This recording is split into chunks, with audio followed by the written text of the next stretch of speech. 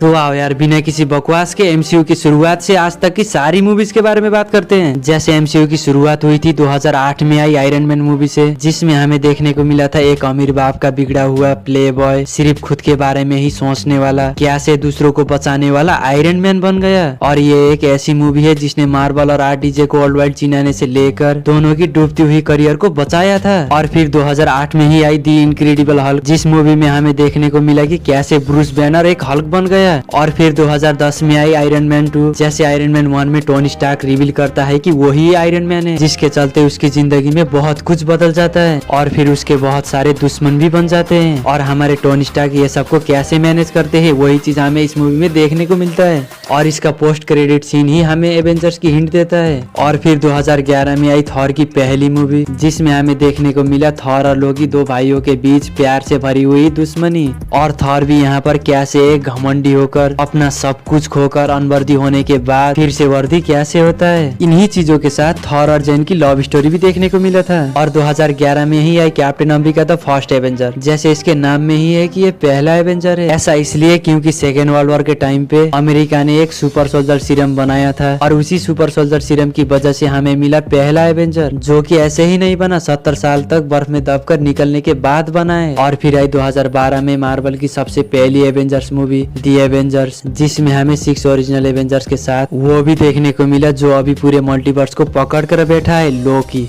जैसे लोकी चितोरी आर्मी से मिलकर न्यूयॉर्क में हमला कर देता है और कैसे हमारे आयरन मैन अपनी जान को दांव पर लगाकर पूरे न्यूयॉर्क शहर को बचाते हैं। और फिर 2013 में आई आयरन मैन 3। जैसे एवेंजर्स के बाद बहुत सारी चीजें हैं जो बदल जाती हैं, मतलब कि आयरन मैन की लाइफ में। और इस फिल्म में हमें आयरन मैन के बहुत सारे आर्मर भी देखने को मिलते हैं।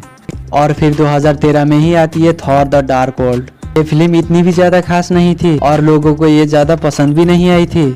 और फिर आती है captain America the winter soldier. जैसे हम सबको पता है कि कैप्टन अमेरिका के पास जो कुछ भी पावर है वो सारी पावर सुपर सोल्जर सीरम से मिली है। और क्या होगा अगर अपना करीबी दोस्त उसी सुपर सोल्जर सीरम के साथ दुश्मन बन जाए। और कोई शक नहीं है कि ये भी एक बेहतरीन फिल्म है। और फिर आई गार्डियंस ऑफ द गैलेक्सी, जिसमें हमें पहली बार रॉकेट देखने को मिला था। तो समझ सकते हो कि इसमें कॉमेडी के साथ एक्शन भी भर भर के होगा। और इसी फिल्म में सारे गार्डियंस के मेंबर मिलकर एक टीम बनाते हैं। और गुरुड को तो हमने इसी में देखा था और इसे भुला भी कैसे सकते हैं। और फिर 2015 में आई एवेंजर्स एज ऑफ अल्ट्रॉन। जैसे इसमें आयरन मैन ब्रूस के साथ मिलकर अर्थ को प्रोटेक्ट करने के लिए एक आर्टिफिशियल आर्मी बनाने की सोचता है, लेकिन थोड़ी सी गलती की वजह से अल्ट्रॉन को लगता है कि अर्थ के लिए सबसे ज्यादा खतरा तो इंसानों से ही है, इसलिए वो पूरे इंसानियत को ही मारने पर तुल जाता है। और इसी फिल्म में पहली बार हमारी प्यारी वांडा भी देखने को मिली थी। और फिर आती है एंटमैन, जिसमें हमें देखने को मिला था पिम पार्टिकल्स और कॉन्ट्रमटेल से लेकर एक चोर की कहानी की कैसे एक छोटा सा चोर एंटमैन बन जाता है। और इसके बाद आई कैप्टन अमेरिका सिविल वॉर, जिसमें हमारे सुपर हीरोज ही 2 टीम में डिवाइड होकर एक दूसरे के दुश्मन बन जाते हैं। अब सोचो कि तुम्हारे पेरेंट्स को मारने वाला इंसान तुम्हारे सामने खड़ा है। हाँ, ये मैं मानता हूँ कि उस वक्त वो होश में नहीं था, लेकिन मारा तो उसी ने ही था ना। यहाँ पर आयरन मैन को बगी से ज्यादा गुस्सा कैप्टन पर आ रहा था। सोचो यार, तुम्हारा सबसे करीबी दोस्त तुमसे ही इतना बड़ा सच छुपा कर बैठा था, तो गुस्सा तो आएगा ना यार। और मेरा मानना है कि सिविल वॉर इन्फिनिटी वॉर के बाद मार्वल की अब तक की आई हुई सबसे बेहतरीन मूवी है। और उसके बाद आई डॉक्टर स्ट्रेंज। डॉक्टर स्ट्रेंज एक ऐसी डॉक्टर की कहानी है जो कि किसी भी सर्जरी को आसानी से कर देता है, लेकिन एक दिन उसका एक्सीडेंट हो जाता है, जिसके चलते उसके हाथ फ्रैक्चर हो जाते हैं। और इस सब के चलते वो ठीक से एक पेन भी उठा नहीं पाता। और इसी चीज के इलाज के लिए वो कामताज पहुंच जाता है और खुद के इलाज के साथ एक बेहतरीन जादूगर भी बन जाता है। और एक बात बताऊं, इतना सब कुछ होने के बाद भी इस डॉक्टर की जिंदगी ना झंड के बराबर है यार। मतलब कि प्यार तो हुआ लेकिन मिला नहीं, पूरे यूनिवर्स को तबाह कर दिया तब भी नहीं मिला। मतलब कि कहते कहते हम व्हाट इफ तक पहुंच गए, लेकिन दर्द तो है इसकी जिंदगी में बहुत कुछ। और उसके बाद आई Guardians of the Galaxy Volume 2, जिसमें हमें स्टार लॉर्ड की बचपन की कहानी और उसकी बाप की कहानी दिखाई जाती है। और हमें यहाँ पर ये देखना होता है कि स्टार लॉर्ड अपने खुद के ही बाप को कैसे मारता है। और फिर आई मार्वल की पहली स्पाइडरमैन मूवी। पहले के तो सोनी के थे यार। जैसे स्पाइडरमैन होमकमिंग में हमें आयरन मैन भी देखने को मिला था कि कैसे आयरन मैन पीटर को उसके जिम्मेदारियों का एहसास दिलाता है और फिर उसे एक नया स्पाइडर सूट भी देता है। और फिर आई थॉर रैग्नारॉक, जैसे कैसे हेला ओडिन के मरने के बाद थॉर के म्यूनिर को टुकड़ों में बदलकर एसगार्ड पर कब्जा कर लेती है। और हमें इसी मूवी में थॉर और हल्क की बेहतरीन फाइट से लेकर लोकी और थॉर की नोकझोंक के साथ एक अच्छी खासी बॉन्डिंग भी देखने को मिली और लोकी भी इसी मूवी के साथ अच्छाई के रास्ते पर चलना शुरू करता है। और फिर आई ब्लैक पैंथर, ये एक ऐसी मूवी है जो कि ऑस्कर के लिए नॉमिनेट हुई थी। और फिर आई एवेंजर्स इन्फिनिटी वॉर, ये फिल्म तो मुझे मार्वल की अब तक की सबसे बेहतरीन फिल्म लगती है। जैसे थैनोस सारे इन्फिनिटी स्टोन्स को कलेक्ट करना शुरू करता है और पहले तो वो अभी अपना सब कुछ खोकर नए घर के तलाश में लगे हुए एस्गार्ड वासियों के शिप पर हमला करता है और लोकी और हेमडाल को मारकर टेचरेक को हत्या कर थॉर को वहीं पर मरने के लिए छोड़ देता है। लेकिन उसे क्या पता कि वही थॉर उससे बदला लेने के लिए स्टॉर्म ब्रेकर के साथ वाकांडा में उसका सीना चीर के रख देता है। ये मूवी इसलिए भी बेहतरीन है कि क्योंकि सारे सुपर हीरोज एक दूसरे से जुड़ना शुरू करते हैं। जैसे पहले हल्क डॉक्टर स्ट्रेंज और आयरन मैन को मिलाता है और यहीं से ही तो किस्सा शुरू हुआ था। डॉक्टर स्ट्रेंज ने टाइम स्टोन थैनोस को देने से लेकर एंड गेम में वो पता ही है यार। चलो इसके बाद आई एंटमैन इन द वॉस्प। जैसे सोचने वाली बात भी थी कि सारे एवेंजर्स इन्फिनिटी वॉर में थे तो एंटमैन कहाँ पर था, और इसी चीज के बारे में हमें एंटमैन इन द वॉस्प में देखने को मिलता है कि ये लौंडा था कहाँ पर। और फिर आई कैप्टन मार्वल, ये इतनी भी खास नहीं थी लेकिन इन्फिनिटी वॉर में थैनोस के उस कांड की वजह से इस फिल्म ने भी अच्छी खासी कमाई की थी। जैसे हमें पता है कि निक फ्यूरी हर एक फिल्म में एक आंख में पट्टी बांधा होता है और इसके पीछे का फनी सा रीजन हमें कैप्टन मार्वल में देखने को मिलता है और इससे ज्यादा इसमें कुछ भी नहीं था। और फिर आई एवेंजर्स एंड गेम, ये फिल्म एमसीयू की सबसे बड़ी हिट फिल्म है। और जैसे इन्फिनिटी वॉर में थैनोस की स्नैप की वजह से दुनिया की हाफ पॉपुलेशन डस्ट में बदल जाती है और जब एंड गेम में सबको पता चलता है कि थैनोस ने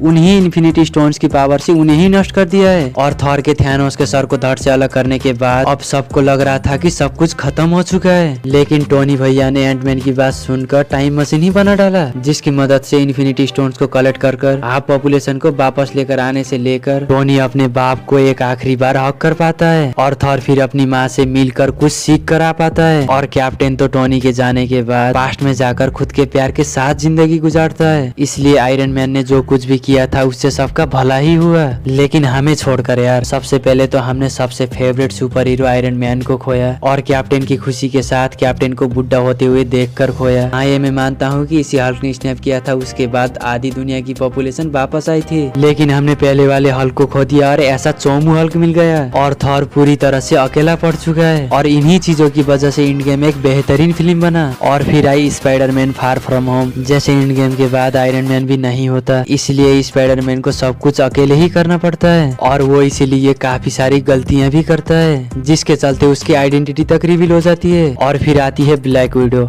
ये इतनी भी ज्यादा खास नहीं थी लेकिन एंड गेम में हमने ब्लैक विडो को खो दिया। जैसे कहते हैं ना कि कुछ चीजें खोने के बाद एहसास होता है कि वो मेरे लिए कितना जरूरी था। हाँ ये मैं मानता हूँ कि ब्लैक विडो के पास कोई भी सुपर पावर नहीं था लेकिन बिना किसी सुपर पावर के भी वो बहुत कुछ थी। इसी के साथ ब्लैक विडो मूवी भी इतनी ज्यादा बुरी भी नहीं थी यार। और फिर आई Shang Chi and the Legend of the Ten Ring. इस मूवी में हमें एक नई स्टोरी के साथ एक नया सुपर हीरो देखने को मिला जिसकी फाइटिंग स्किल देखकर कैप्टन अमेरिका की याद आ जाती है यार। और फिर आई इटर्नल्स। इटर्नल्स एक ऐसी सुपर हीरो की टीम है जो कि डिविनर से फाइट करने के लिए इस दुनिया में रहते हैं। नहीं तो इन्हें घंटा भी फर्क नहीं पड़ता कि थैनोस जैसा कोई भी आए और चुटकी बजा के आधी पॉपुलेशन तो क्या पूरी दुनिया की पॉपुलेशन को ही डस्ट में बल दे। और फिर आई स्पाइडरमैन नो वे होम। ये एक ऐसी फिल्म है जिसमें हमें तीनों स्पाइडरमैन एक साथ देखने को मिले। जैसे हमें पता है कि स्पाइडरमैन सोनी का माल है, मार्वल का तो बस नाम है, इसमें सारा पैसा तो सोनी नहीं खाया है। और इसमें हमें पहले के स्पाइडरमैन के विलन भी देखने को मिलते हैं। ये फिल्म भी बेहतरीन है, मतलब कि इसमें कुछ दर्द देखने को मिलता है। जैसे ये सीन एंड्रू एमजे को बचाने वाला सीन और ये पीटर कैंट में की डेथ वाला सीन और लास्ट का ये सीन पीटर एमजे को सब कुछ बताना तो चाहता है लेकिन उसके चोटों को देखकर रुक जाता है। और फिर आई Doctor Strange Multiverse of the Madness जिसमें हमें मल्टीवर्स का काफी माल देखने को मिलता है। जैसे कि हम जो सपने देखते हैं वही दूसरे यूनिवर्स में हमारे अपने वेरिएंट के साथ हो रहा होता है। मतलब कि सोचकर ही क्या ही फीलिंग आती है ना। और इसमें हमें वांडा का असली रूप भी देखने को मिला,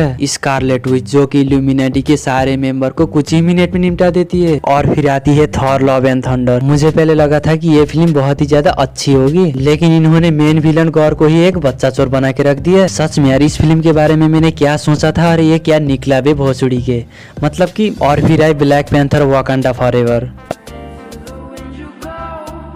Won't you let my darling know that I never yielded.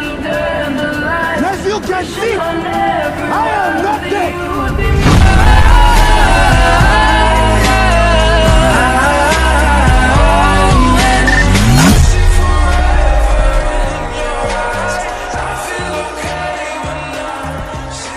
और फिर आई एंटमैन 3, जिसमें हमें कैंग द कॉन्करर भी देखने को मिला, जो कि लास्ट में चींटियों से हार गया। इसके बारे में इससे ज्यादा क्या ही बताऊं, मतलब कि मल्टीवर्स के मेन विलन को ही चींटियों से हरा दिया। और फिर आई Guardians of the Galaxy Volume 3, इसमें हमें रॉकेट की पास्ट वाली लाइफ से लेकर उसके दर्द के बारे में पता चला कि कैसे सबको हंसाने वाला, सबके आगे फन्नी बनने वाला रॉकेट की पास्ट लाइफ इतनी ज्यादा दर्दनाक थी। और अगर तुमने ये फिल्म देखी है और तुम मार्वल के सच्चे वाले फैन हो तो बिना झूठ बोले बताओ कि तुम्हारी आंखें नम नहीं हुई थी क्या। और वो कहते हैं ना कि हर वक्त हंसाने वाला और हंसने वाला इंसान अपने अंदर दर्द छुपा के बैठा होता है। ये मूवी देखने के बाद पता चला कि रॉकेट भी ऐसा ही है। और फिर आई द मार्वल्स, इसके बारे में बात ही क्या करना यार। इस मूवी का एक ही चीज अच्छा था, इसका पोस्ट क्रेडिट सीन। ये तो हो गई एमसीयू की आज तक की मूवीज। अब आने वाला है डेडपूल एंड वुल्वरिन। इन दोनों के पहले के फिल्मों के बारे में मैंने तो बात ही नहीं किया, क्योंकि ये दोनों एक्समैन यूनिवर्स के अंदर आते हैं। और अगर तुम्हें एक्समैन यूनिवर्स से लेकर डेडपूल एंड वुल्वरिन के बारे में सब कुछ पता करना है तो कमेंट करो। और मार्वल की वेब सीरीज जैसे लोकी सीजन 1, सीजन 2 इन सब के बारे में जानना है तो चैनल में जाओ, बहुत सारे वीडियो मिलेंगे। और यहाँ तक आ चुके हो तो चैनल को शेयर एंड सब्सक्राइब मार दो। और जाते जाते ये व्हाट इफ सीजन 2 का फर्स्ट एपिसोड भी देख के जाओ।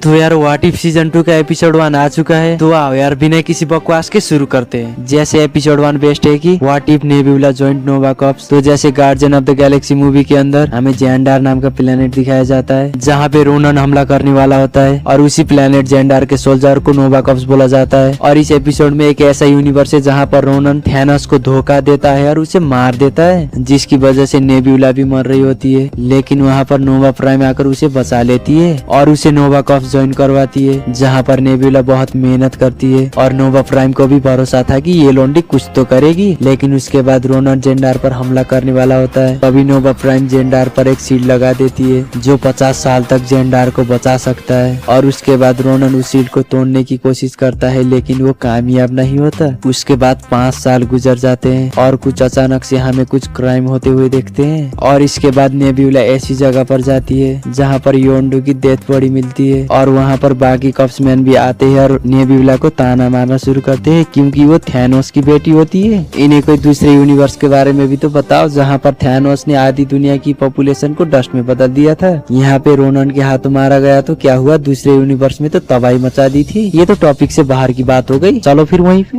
और उसके बाद नेबुला वहाँ से जाने लगती है, लेकिन योंडू के साथ उसका पास्ट का रिलेशन भी था, तो वो जानना चाहती है कि योंडू को किसने मारा और क्यों। और वो उसी चीज को पता करने के लिए जाती है और वो योंडू के पुराने रिकॉर्डिंग प्ले करती है, जिसमें योंडू विचल कर रहा होता है, जिसकी वजह से याकाएरो नेबुला के पास जाता है और वो उसे एक हाथ से पकड़ लेती है, जिसके बाद से वो एरो ग्रीन कलर में ग्लो होने लगता है। फिर उसके सामने एक होलोग्राफिक इमेज आ जाता है जो कि किसी चीज का मैप या कुछ तो रहता है, लेकिन नेबुला उस चीज को समझ नहीं पाती। जिसके बाद वो नोवा कॉर्प्स में रिपोर्ट करती है और कहती है कि ये क्या है, इसके बारे में पता करो और मुझे बताओ। लेकिन उस चीज के रिलेटेड नोवा कॉर्प्स के पास भी कोई भी डेटा नहीं होता। और तभी नोवा प्राइम का कॉल आता है और नेबुला नोवा प्राइम को सब कुछ बता देती है, जिसके बदले में नोवा प्राइम नेबुला से कहती है कि कुछ भी करना पड़े इसके बारे में पता करो, मुझे तुम्हारे ऊपर पूरा भरोसा है। और उसके बाद नेबुला हावर्ड द डॉग्स के क्लब में जाती है और सीधे हावर्ड द डॉग्स के पास जाके पूछती है कि इस होलोग्राफिक इमेज के बारे में बताओ। लेकिन हावर्ड द डॉग्स नेबुला से कहता है कि तुम्हें कैसे लगता है कि इसके बारे में मुझे पता होगा। और इसके बाद वहाँ पर कर्ग आ जाता है और कहता है कि ये तो ऐसा कोड है जिसमें बहुत कुछ है, और कहता है कि ये तो ऐसा कोड है जिसमें बहुत कुछ है, जैसे इस प्लेनेट में कहाँ पर क्या है, और शील्ड का कोड भी है। जिसे सुनकर नेबुला समझ जाती है कि इस कोड की मदद से वो शील्ड को डाउन कर सकते हैं, इसलिए जल्द से जल्द इसे डिस्ट्रॉय करना पड़ेगा। जिसे सुनकर हावर्ड द डॉग्स कहता है कि ये तो खतरनाक प्लान है, इसे डिस्ट्रॉय करने के लिए पहले तुम्हें वहाँ तक पहुँचना भी तो होगा, और तुम वहाँ पर कैसे पहुँचोगी। लेकिन तभी नेबुला को याद आता है कि उसने एक ऐसे कैदी को पकड़ा था जो इसके बारे में जानता होगा, और नेबुला उस कैदी को छुड़ाने के लिए जाती है और हमें पता चलता है कि वो कैदी यॉनड्रग होता है। और दोनों मिलकर जैसे भी करके उस कोड तक पहुँच जाते हैं और नेबुला उस कोड के डेटा को अपने अंदर लेने लगती है है। तभी योन ड्रग नेबुला को धोखा देता है और उससे पूरा डेटा ले लेता है और नेबुला को वहीं पे मरने के लिए छोड़ देता है। लेकिन तभी हमें पता चलता है कि इस सब के पीछे नोवा प्राइम का हाथ था और नोवा प्राइम नेबुला को बताती है कि कभी न कभी ये शील्ड डाउन होता है और रोनन यहाँ पर आके हमला कर देता है। इसलिए मैंने उससे डील कर लिया कि अब मैं उसके साइड में जाऊंगी और मैं सेफ रहूंगी और मेरा साथ देने वाले भी। इतना कहते ही वो वहाँ से जाने लगती है और बाकी नोवा कप्स को कहती है कि इस नेबुला को ठिकाने लगाओ और वहाँ पर नेबुला को नोवा कप्स बहुत ही बुरी तरह से मारने लगते हैं। लेकिन नेबुला वहाँ से किसी भी तरीके से बचने की कोशिश करती है और बहुत ही ऊंचाई से कूद जाती है, जिसकी वजह से वहाँ हुए नोवा कप्स को लगता है कि अब तो नेबुला मर चुकी है। लेकिन नेबुला जैसे भी करके बच जाती है और हावर्ड द डॉग्स के पास जाके कहती है मुझे गन्स दो। लेकिन तभी वो वहाँ पर ऑफ हो जाती है और उसे हावर्ड द डॉग्स की टीम बचा लेते हैं और उसे एक नया बॉडी देते हैं। और नेबुला ऑन होने के बाद हावर्ड द डॉग्स को कहती है मुझे जल्दी जल्दी गन्स दो, जिसके जवाब में हावर्ड द डॉग्स कहता है तुम्हें लगता है मेरे पास गन्स होंगे तो भी तुम्हें क्यों दूंगा। और नेबुला कहती है अगर नोवा प्राइम को नहीं रोका तो वो शील्ड खोल देगी, उसके बाद रोनन आ जाएगा तो तुमर में कोई भी नहीं बचेंगे। और इतना सब कुछ सुनते ही हावर्ड द डॉग्स गन्स के साथ एक नई टीम बनाता है और वो नोवा प्राइम को रोकने के लिए चल पड़ते हैं, चलो। और दूसरी तरफ नोवा प्राइम उस कोड की मदद से उस शील्ड को खोल रही होती है और उस कोड की मदद से शील्ड थोड़ा सा खुल रहा होता है जहाँ से रोनन आ रहा होता है। लेकिन तभी वो शील्ड बंद हो जाता है और रोनन वहीं पे मारा जाता है और हमें पता चलता है कि नेबुला ने उस कोड को थोड़ा सा चेंज कर दिया था, जिसकी वजह से ऐसा हुआ रोनन मारा गया। और वहाँ पर नेबुला के टीम और नोवा प्राइम के कॉप्स के बीच जंग छिड़ जाती और हमें दिखता है कि नेबुला नोवा प्राइम को पकड़ने के लिए जाती है, लेकिन उसके कुछ देर बाद नोवा प्राइम मारी जाती है और हमें दिखता है